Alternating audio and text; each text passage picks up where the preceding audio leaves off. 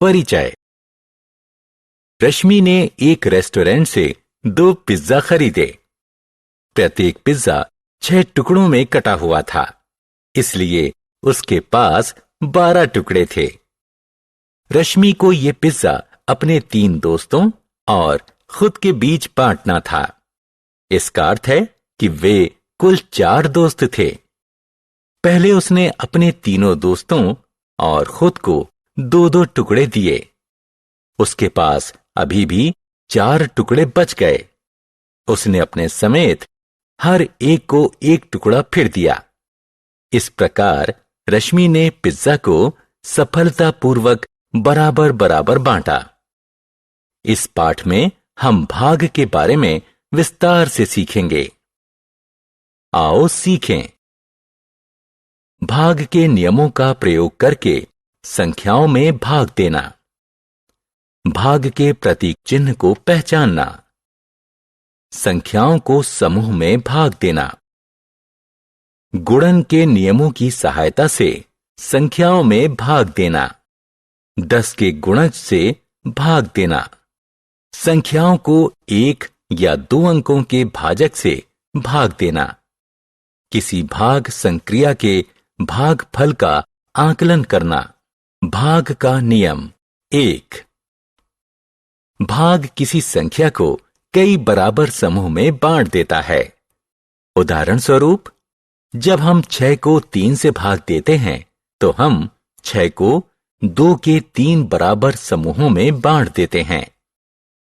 किसी संख्या को 0 से भाग नहीं दिया जा सकता, क्योंकि किसी संख्या को 0 समूहों में बांटना संभव नहीं है। किसी भी संख्या से 0 को भाग देने पर भागफल 0 होगा, क्योंकि 0 को जब समूहों में बांटा जाएगा तो परिणाम 0 ही होगा। किसी संख्या को 1 से भाग देने पर परिणाम वह संख्या ही होती है। 1 को 1 से भाग देने पर परिणाम 1 होगा। 2 को 1 से भाग देने पर परिणाम 2 होगा। 3 को 1 से भाग देने पर परिणाम 3 और आगे भी इसी प्रकार चलेगा। भाग का नियम 2। आइए 2 और 3 के भाग के नियम सीखें। 2 को 2 से भाग देने पर परिणाम 1 होगा। 12 को 2 से भाग देने पर परिणाम 6 होगा। इसी प्रकार 6 में 3 से भाग देने पर परिणाम 2 होगा। अब आइए 4, 5 और 6 के भाग के नियम देखें।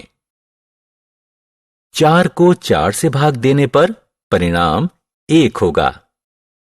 20 को 4 से भाग देने पर परिणाम 5 होगा। 10 को 5 से भाग देने पर परिणाम 2 होगा। इसी प्रकार 18 में 6 से भाग देने पर परिणाम 3 होगा। अब 7, 8 और 9 के भाग के नियम जानने का समय है। 21 को 7 से भाग देने पर परिणाम 3 होगा। 56 को 7 से भाग देने पर परिणाम 8 होगा। 64 को 8 से भाग देने पर परिणाम 8 होगा। 72 को 9 से भाग देने पर परिणाम 8 होगा। भाग का प्रतीक चिन्ह। इन चिन्हों को देखिए, ये भाग के चिन्ह हैं। उदाहरण स्वरूप, 4 को 2 से भाग को इस तरह लिखा जा सकता है। आओ खेलें। सही उत्तर पर क्लिक करें। समूह बनाकर भाग। यहां 15 किताबें हैं। 5 किताबों को एक थैले में रखा जा सकता है। 15 किताबों को रखने के लिए कितने थैले चाहिए? 5-5 किताबों का समूह बना लो।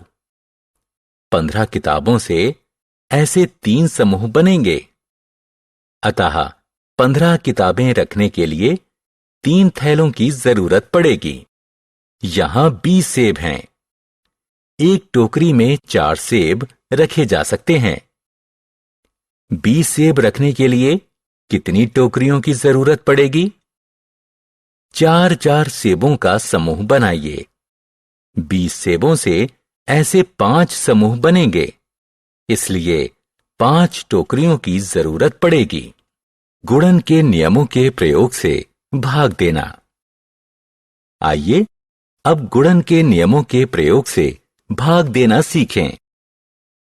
18 को 3 से भाग देंगे तो परिणाम क्या होगा? हम 18 को निम्नलिखित तरीके से भी लिख सकते हैं। 3 गुणा बराबर 18।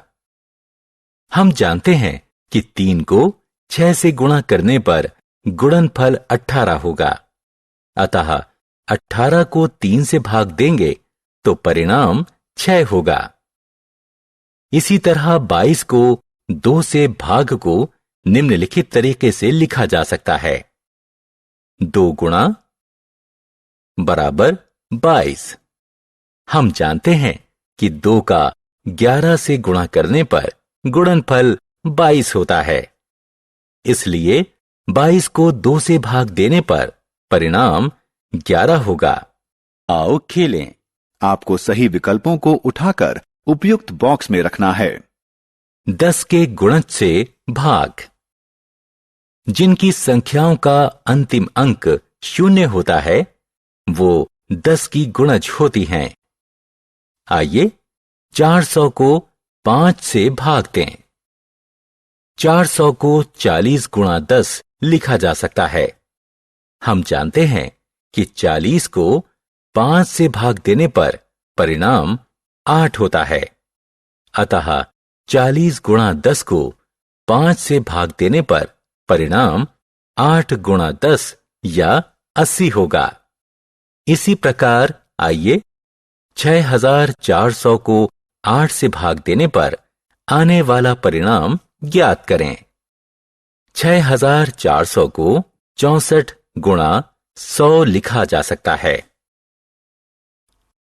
64 को 8 से भाग देने पर परिणाम 8 होगा। अतः 64 गुणा 100 को 8 से भाग देने पर परिणाम 8 गुणा 100 या 800 होगा। अब 647 को 10 से भाग दें। हम 10 का पहाड़ा याद करते हैं और ऐसी संख्या प्राप्त करते हैं जिसका 10 से गुणनफल 64 के पास हो। 10 गुणा 6 बराबर 60। 64 में 60 घटा दीजिए, परिणाम 4 बचेगा। 7 को नीचे लाइए, हमारे पास 47 हैं।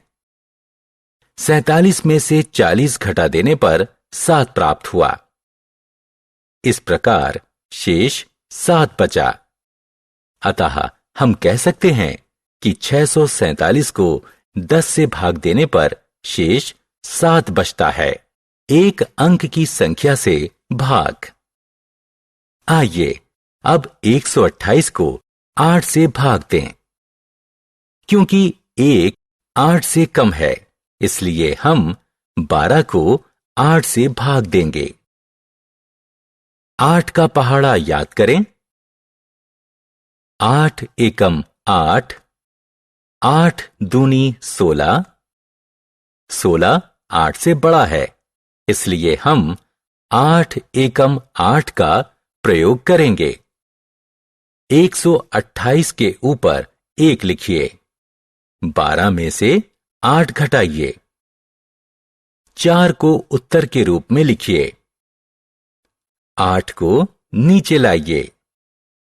अब 48 को 8 से भाग दीजिए। 8 छिक्के 48। 128 के ऊपर 1 के आगे 6 लिखिए।